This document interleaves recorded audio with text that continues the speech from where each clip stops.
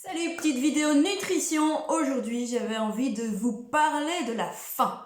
Alors, il y a différents types de faim. Il y a la faim physiologique et plus la faim qu'on va nommer émotionnelle. Ok? Donc, la faim physiologique, c'est quoi? C'est simplement un besoin d'énergie.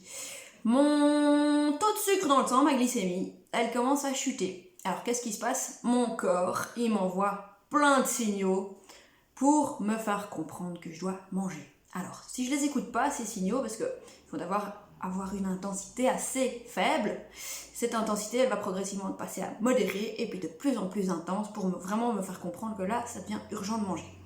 Ces signaux, c'est quoi? Donc, c'est des symptômes physiques qui vont d'abord éventuellement, qui vont être un peu différents chez tout le monde, ok? Qui vont se marquer éventuellement sensation de gorge sèche. Et puis ça va plus se localiser au niveau digestif, au niveau de l'estomac. Je vais avoir cette impression peut-être de vide. Je peux avoir une impression de creux, de tension, de creux au niveau de l'estomac, qui va être assez léger au début, puis qui va s'intensifier, qui va grandir, qui va devenir inconfortable. Je vais avoir des gargouillis. Je vais avoir, même si je continue à laisser augmenter ma faim, de l'irritation. Je vais devenir un petit peu, éventuellement, très irritée et un petit peu incontrôlable, très inconfortable en tout cas.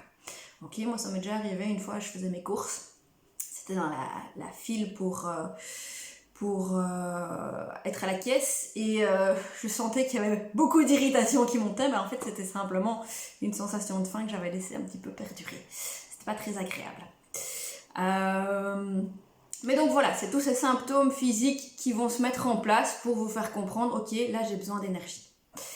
Une faim émotionnelle, c'est un peu différent. Je ne vais pas avoir ces symptômes physiques au niveau digestif.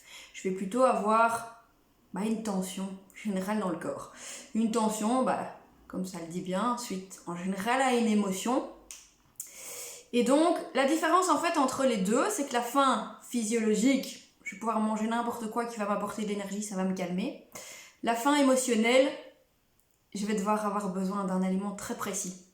C'est-à-dire que si il y a une faim physiologique, je vous dis manger une pomme, ça va passer en général. Je vais diminuer mes symptômes physiques de ma faim. Tandis que la faim émotionnelle, si je vous donne la pomme, ça va pas passer. Il y aura toujours cette tension. Parce qu'en général, la faim émotionnelle, on est tous attirés vers un aliment particulier, un aliment qui nous correspond à nous et qui a une certaine quantité soit de sucre, soit de graisse ou les deux, ok, mais qui va juste me servir plutôt à apaiser une tension, une émotion, donc à me réconforter. Donc voilà, la différence entre les deux. Ce qui est important par rapport à ça, c'est déjà d'être attentif à ces différents types de faim. Et c'est de se dire, en tout cas, par exemple, quand c'est une faim physiologique, je suis aussi attentif à ce que je mange et je prends le temps de manger. Pour prendre le temps de manger, autre petite astuce, c'est déjà éventuellement, au niveau de mes couverts, je peux inverser, utiliser ma fourchette dans la main avec laquelle je n'ai pas l'habitude, essayer de déposer mes couverts toutes les 2 à 3 bouchées, en prenant bien le temps de mastiquer, c'est intéressant. Ou éventuellement, voilà, si j'ai l'habitude en général de mon assiette ne pas pouvoir m'arrêter et tant que je ne l'ai pas fini, je peux utiliser éventuellement une vaisselle plus petite et me dire à la fin, voilà, est-ce qu'à ce moment-là je suis satisfait? Est-ce que j'ai encore faim, encore envie de manger? Voilà, à bientôt!